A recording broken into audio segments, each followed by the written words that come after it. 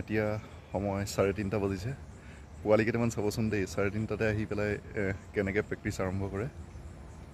চাই থাকিব, আহিব এতিয়া তাহাঁতিকেইটা এইফালেদি আহিব।